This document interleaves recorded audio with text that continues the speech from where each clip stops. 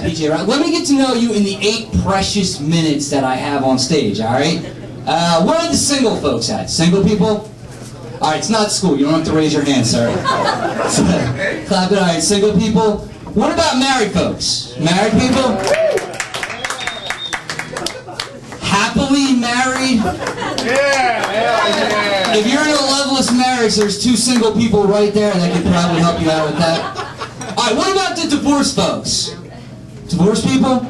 Some people? Well, whatever. I think divorce is an underrated institution. My parents got divorced. They were together for 25 plus years before they did that, and during that time, they were horrible people, terrible parents. They got divorced, everything was better. They were fun to be around, they said entertaining things from time to time. I was talking to my dad not too long ago, and I was like, Dad, I think Mom might finally be over you.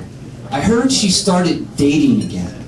Without missing a beat, the guy just shrugs his shoulders and goes, guess one man's trash really is another man's treasure.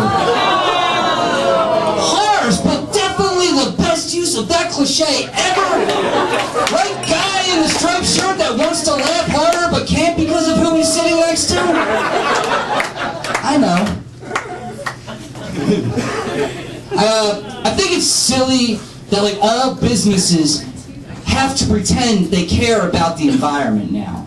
I stayed at a hotel that cost $39 a night. $39 a night. All over the room, there's these cards and tips on how you can make your stay greener and more energy efficient. If you're staying in a hotel that costs as much as an oil change, chances are the environment isn't your top priority anymore. Getting through the week alive is. If the hotel costs less than $60, you need tips like 6 critical steps to take when your hooker stops breathing. Or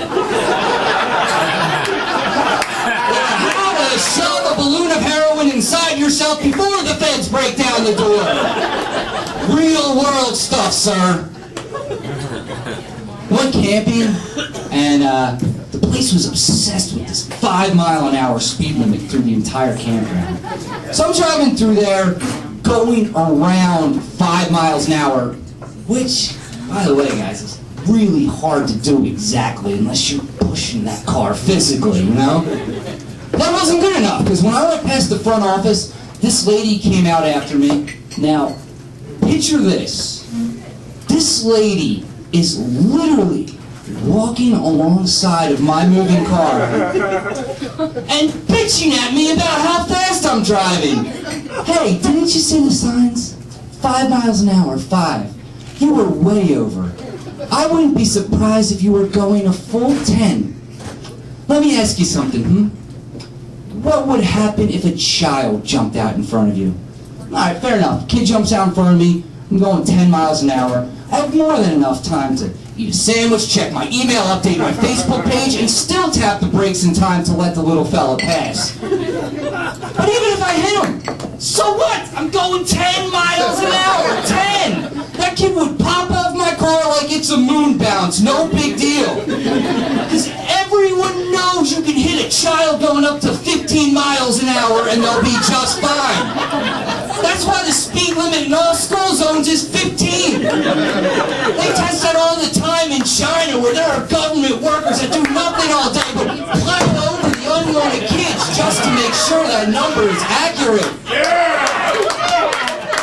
And kids are humongous these days. So I wouldn't be surprised if that went up to 20 sometime in the near future. I had to write my grandfather's obituary because my family is like really lazy. And that's a weird thing to do, writing an obituary. You know, part of me wanted to give him a nice traditional one. Something like, Walter Bilski passed away on Saturday. Walter is survived by a loving grandson, Jared, blah, blah, blah, blah, blah. But another part of me, you know, just felt compelled to say something unique about this man. Walter Bilski passed away on Saturday. Walter enjoyed calling